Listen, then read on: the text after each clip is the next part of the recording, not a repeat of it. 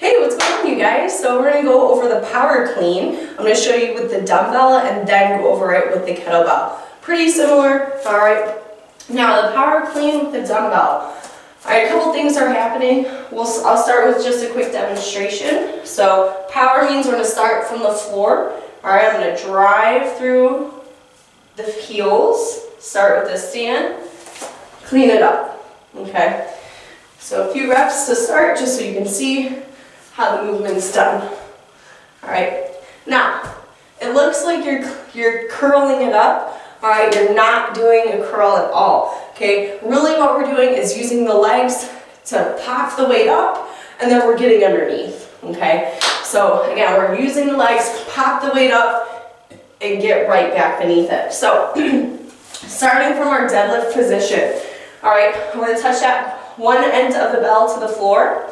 Okay, from here you're going to start off with a slower pull. So we're not exploding quite yet. We're starting with a slower pull. Once that bell is at my knees, where I'm in my hang position, now I'm going to explode through the hips and shrug. Okay, so that's the first part of it. So you're coming up with your deadlift. All right, we're going to add a pop at the top and shrug.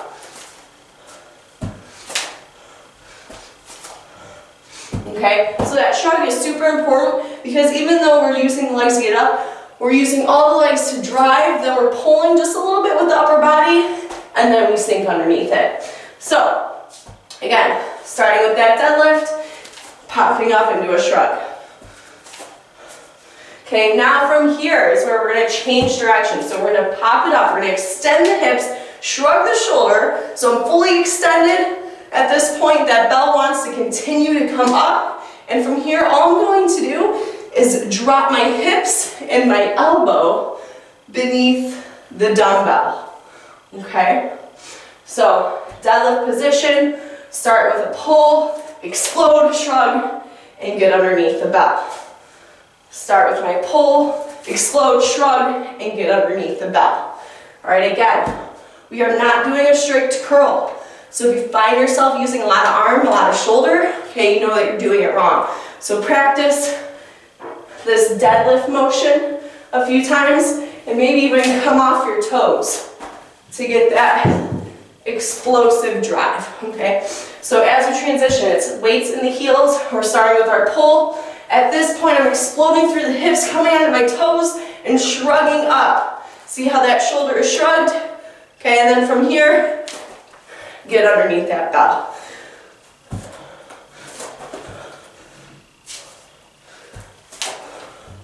Okay, and when we sit underneath that bell again, so as I shrug it up and I get underneath, I'm not dropping my knees forward, I'm bending the knees but pushing my hips back, almost like a quarter squat. So our power clean, touching the floor, starting with our pull, pop the hips, shrug, and get underneath the bell. All right, and then you can alternate and do both sides. Okay, I would take it through in those steps.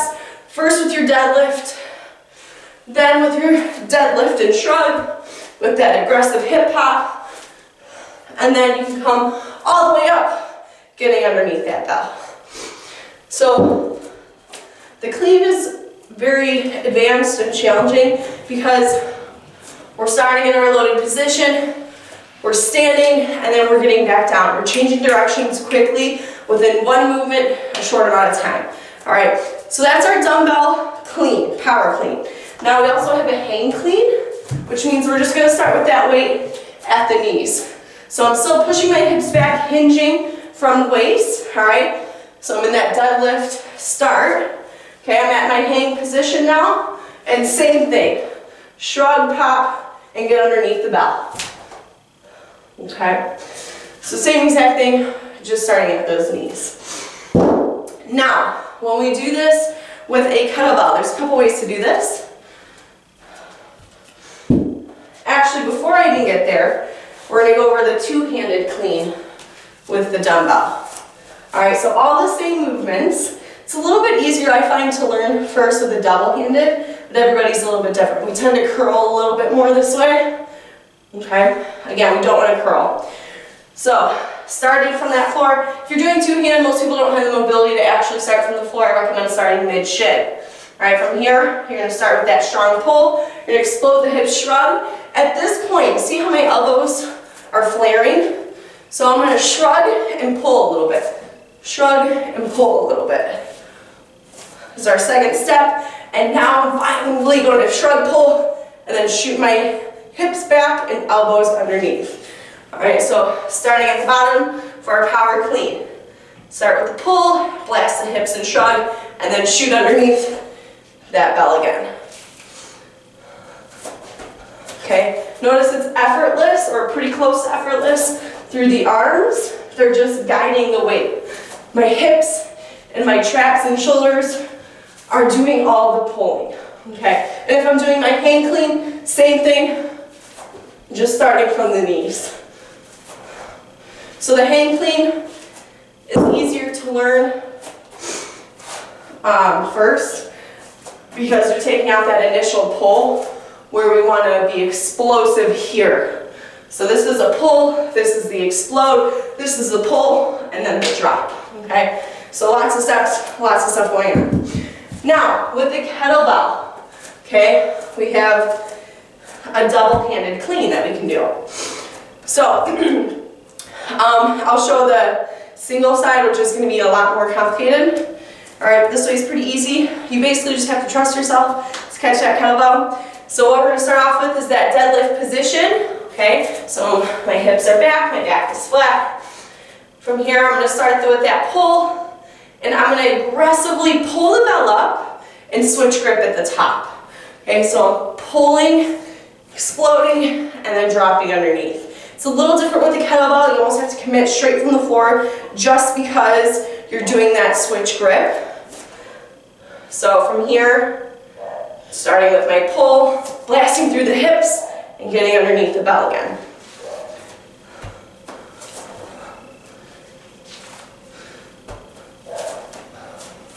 We'll do it from the side so we can see a few angles.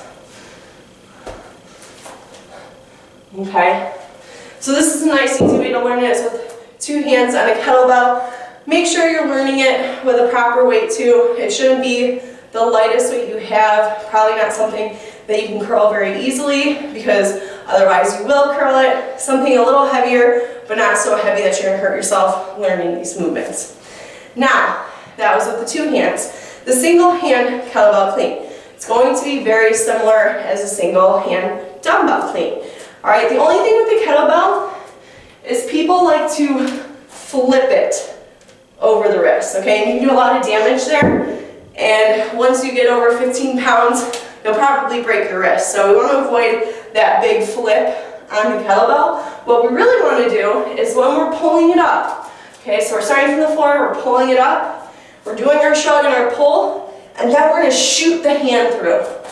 So I'm pulling, and then I shoot the hand through. And that shooting the hand through is going to get the bell around to its front rack position.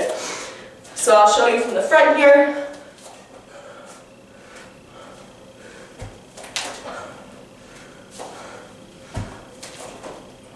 Okay, so notice I'm pulling it up and then I shoot my hand through. You're doing, as you shoot that hand through, you're shooting it through in a circular motion, okay? What I like to do is keep that elbow glued to the side, pull, shoot through.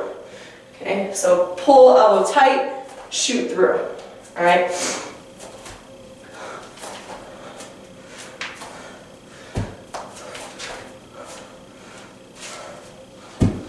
So again, starting from the floor, you get your initial pull. From here, you're going to blast the hips and shrug.